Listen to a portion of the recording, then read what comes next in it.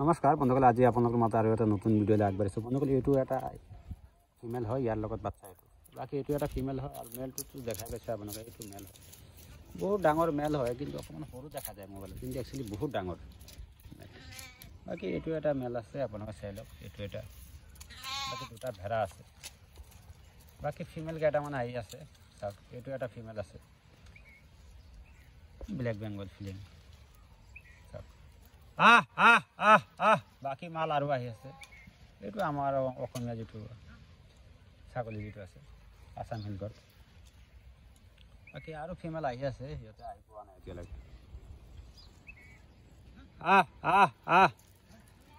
এইটো এটা চাব ফিমেল।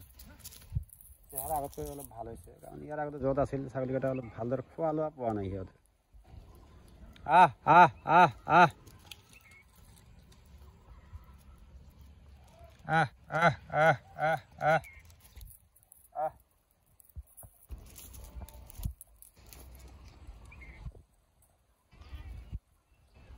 এইটো এটা ফিমেল।